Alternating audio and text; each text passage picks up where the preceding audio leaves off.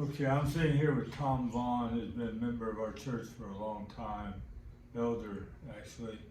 He's an old guy, so I wanted you to hear his testimony about a mission he's been involved with. Tom, how many years have you been involved in this? This year was my 5th year to go. And you go where? To New Mexico, to the Navajo Nation in New Mexico. How did you get involved in that? Well, one of our sons went the first year, and not the first year that this trip's been ongoing for a number of years with this church, but he goes to a church out in Wiley, and he went the first year, and it made such an impact on him, he invited me to go the next year. He said, you just have to go and see the opportunity and the need there. So this is located where, in New Mexico? It's in New Mexico. The Navajo Nation covers a large area over 3 states. I didn't realize how big it was. The land coverage is 27,000 square miles, 18 million acres over New Mexico, Arizona, and Utah.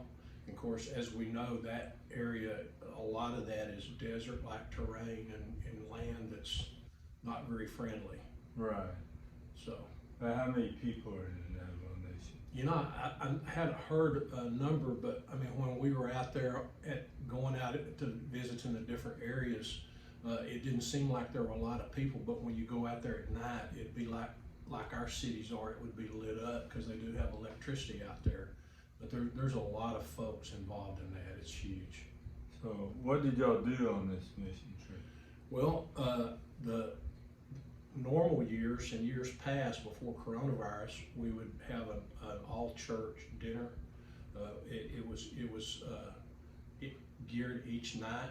We'd have a dinner and invite all the folks in, and we'd have VBS. Well, first of all, there'd be somewhere upwards to 200 to 300 people from the reservation that would come in to the area where we cooked and prepared meals, and so we would have a family meal and all of us sit down and eat, and then we break up into groups, have VBS for the kids, they'd have a youth activity and Bible study for the youth, and then the men and women would break into groups and have Bible study. The men would have a project, well, the ladies would too, they'd have kind of a project for them, but the men would build something that we'd have an opportunity to spend some time and fellowship and then have a Bible study too. All right, now COVID changed that, right? What happened this year? Well, this year, the tribal government, because of the conditions out there, the living conditions, and coronavirus hit the Navajo Nation very hard. I mean, it hit everybody everywhere hard, but especially hard out there. They don't have running water in most of the places. And so obviously, you know, us being able to wash our hands and do that, I mean, they don't have that opportunity. And many families in the groups that we minister to lost multiple family members. And so the tribal government said that they didn't want us to come out. The churches were closed. So it was a smaller group that went this year because we went because of the coronavirus, people are still kind of apprehensive about getting out, but this year a church off of the reservation, not too far off of the reservation, invited us to stay there. And so we stayed at this church and we still ministered to these people. They actually drove from the reservation, some of them. Plus it gave us an opportunity in this small town off the reservation to do some block parties and have a nightly Bible studies and things with the youth and with the men and women. So we still got to minister to some of these folks, but not to the extent that we've been able to in the past. All right, great. Well, as you shared the gospel on this trip, what are some things that impacted you? Well, the thing that always impacts me is that the Navajo people they're a proud people, and they hold on to heritage and tradition and stuff like that. So the gospel is needed because of the fact that their religion is the tribal religion, and you know, a lot of the older people want to hang on to that. But we did have an opportunity to share Christ with one of the youth that the group had been working with this year, and so you know, there's such a need there for the gospel and for people to present it, because they're, you know, in our society, we have a church on every corner or whatever, and we have access to Bibles and Bible studies and all that. And the area is so large and there's so many people, and there's not hardly anybody out there that's doing that. I mean, there's just not a lot of churches there. Yeah. Have you seen, y'all seen several people come to Christ?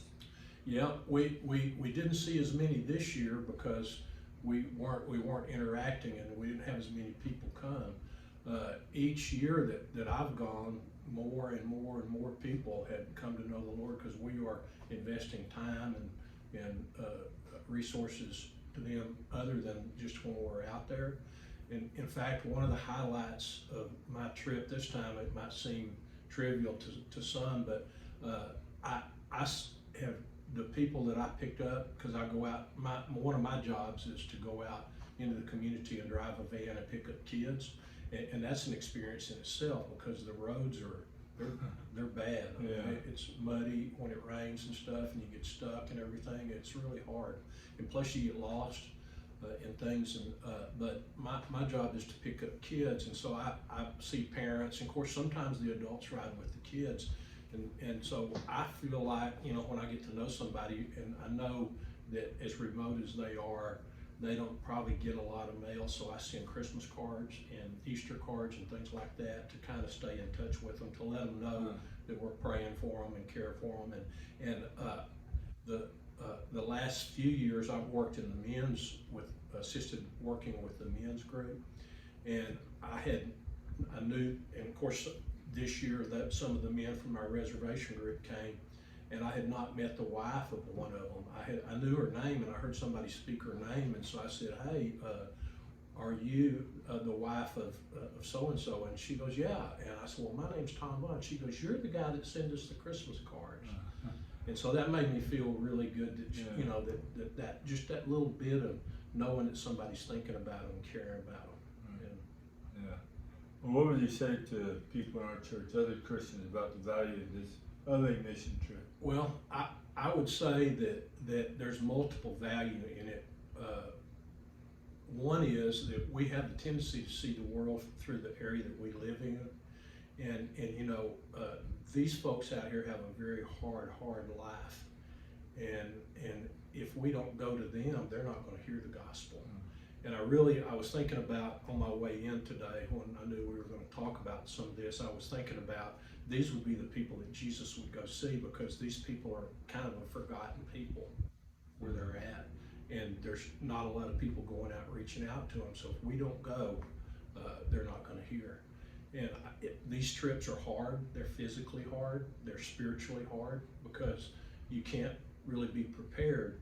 But you know, God doesn't need prepared people. He just needs people that are willing to go and to be used. And you get to see God work in mighty ways. I could sit here for an hour and talk about different things and how we see God work each year at different things regarding the weather and just all different kinds of situations. The Lord works in such a mighty way. But each year there's been more and more fruit come, and it's not about just going out there and just doing a feel-good thing and come home. You know, we work at it through the year, and then each year more and more people come to Christ. So it's just very rewarding. It's just something you can't experience if you don't go. Yeah. No experience if you don't go. Can't do it if you don't go. That's right. I like that idea. You can't experience if you don't go. Yeah. The gospel means go, doesn't it? That does. Well, we thank Tom for sharing with us today.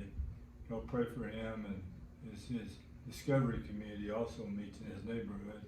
So it's not just missions out of state, it's missions right here at home. So thank you, Tom.